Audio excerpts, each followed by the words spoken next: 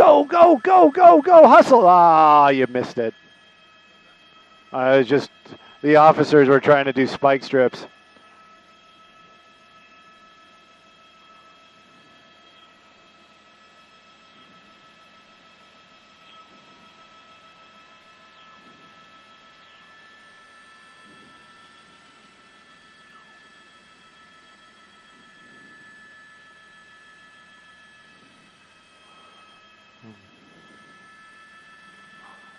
Oh, so the Chevy can go. It can go. It's just he's driving it slow. What's he doing now? Is he threatening parked cars?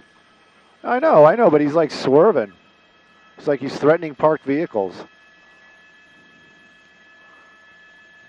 Maybe it came to a stop. I don't know what's going on here. All right, this is one of the ones where I got to tell you guys, I got to be very cautious at the end. Gosh and Samo, thank you. Just letting you guys know that this all started with a man with a gun. His disposition, kind of unknown to us right now. I'm not saying it is because you just don't know. But this might be one of those situations where maybe it's suicide by cop, or maybe there's going to be some sort of confrontation.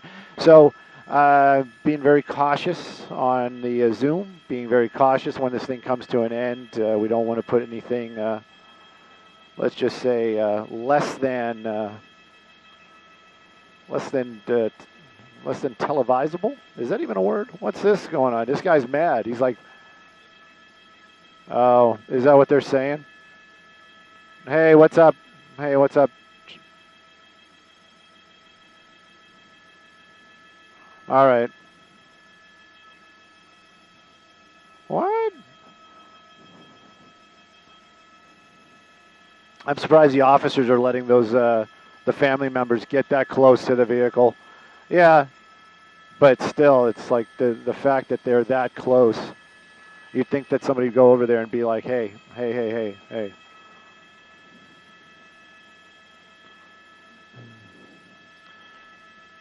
Again, we're not 100% sure that these are family members.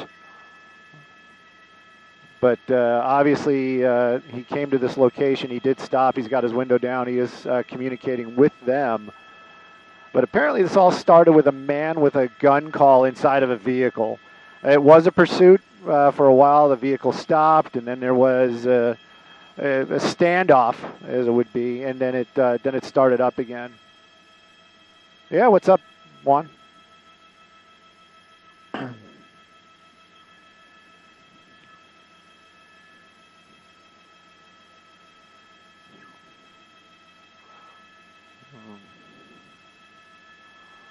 Yeah, those are the reports are that he lives on. Is this 7-9 or 7-5?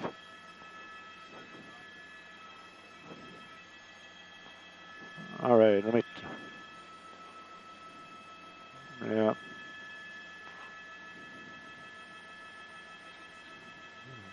Fig and 75th. So this is 75th. Yeah, that's basically where we are. My gosh, the whole neighborhood is here.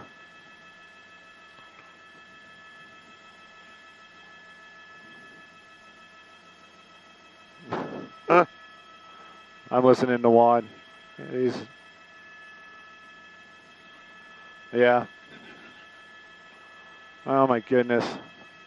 And see, this is one of the things too with law enforcement that you always got to think that they have. It's one of the situations that they have to deal with. So now they're going to have to start dealing with crowd control. And a lot of these folks, they're just showing up here. They might not have all the information. They might not have all the facts, and then that's when the confrontation starts because the officers obviously they want everybody out of here. They want to keep the area safe for the pedestrians, civilians, the neighbors, as it would be. Uh-oh, I heard that noise.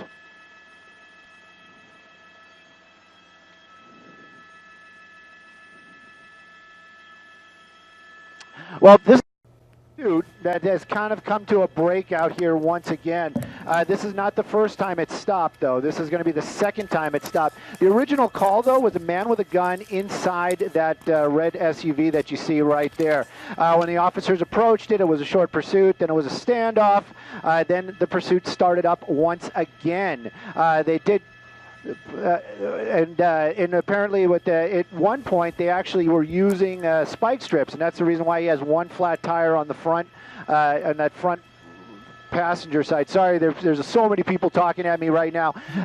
Basically, as we understand it, there is a firearm or there is a weapon inside that vehicle. This is going to be at 75th near Figueroa, and as we understand it, that's the area that this vehicle is registered to, and apparently this might actually be the suspect's home.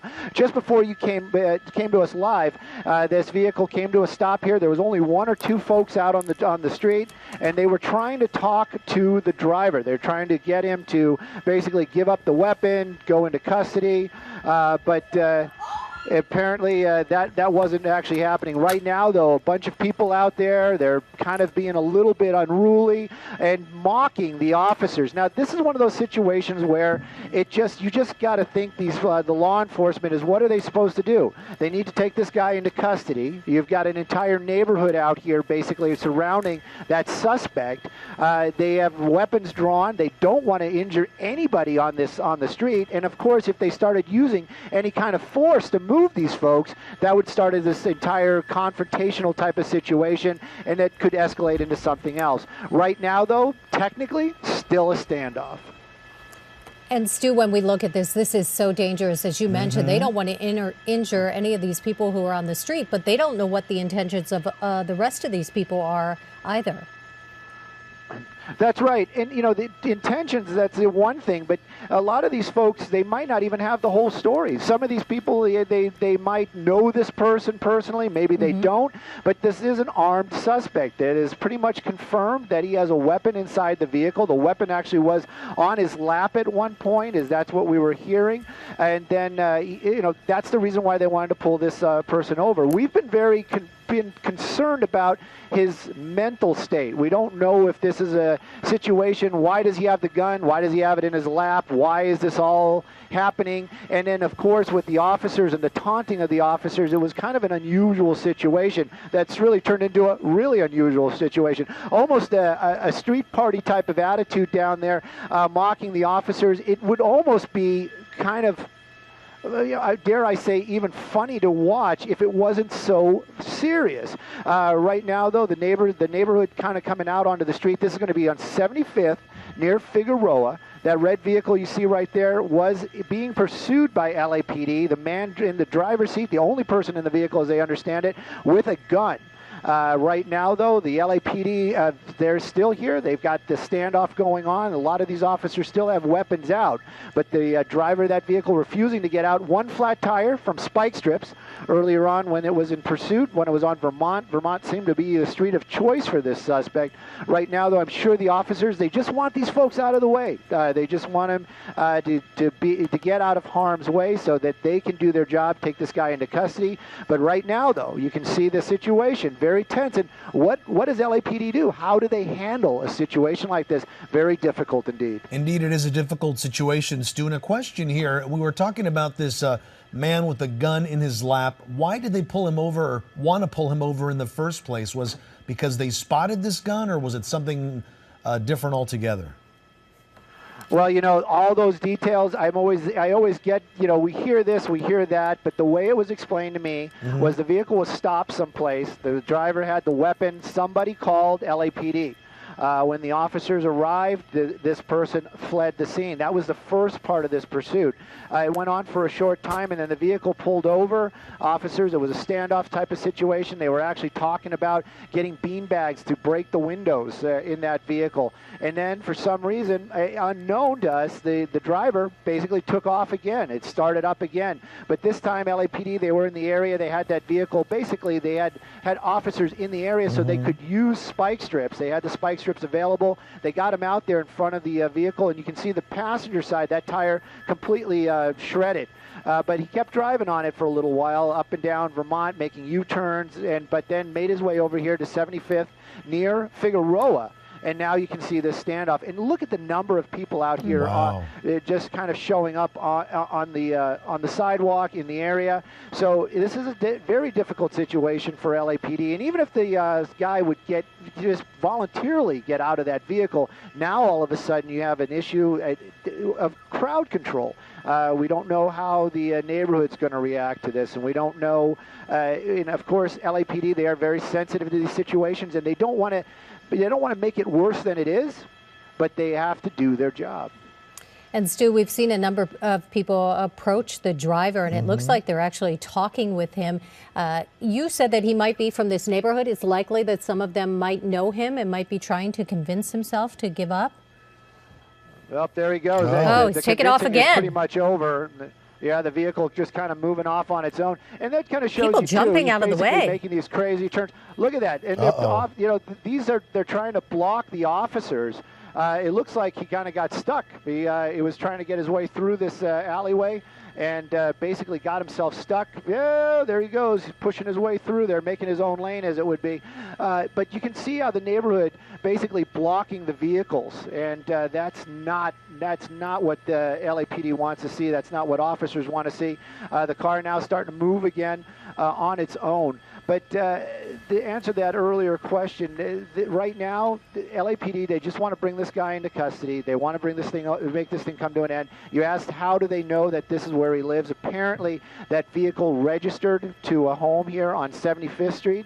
So that's the reason why they believe that the suspect lives here. And when he first arrived, there was only 2, maybe 3 people, and then more and more and more folks came out, probably because of the lights and sirens, and maybe even the helicopters overhead. Boy, he's just having trouble moving that vehicle. You could see the passenger side front wheel is just shredded, and officers getting in position now, but they're very careful. They're not going to get in front of that vehicle, Stu. They're not going to get in front of it, and just the fact that he has a weapon inside that vehicle makes it very, very difficult. If he even moves that weapon, or an officer sees that weapon. Oh, okay. See some officers there on the right. Yeah, now we're hearing that he may have actually handed that weapon off at some point to some folks in the crowd. That's what we're hearing right now. So he may not have that weapon, but this is the issue. If he gestures as he has a weapon or makes some kind of move where an officer feels threatened, of course, I mean, it's one of those things. It's these are officers of the law, but again, they are human beings.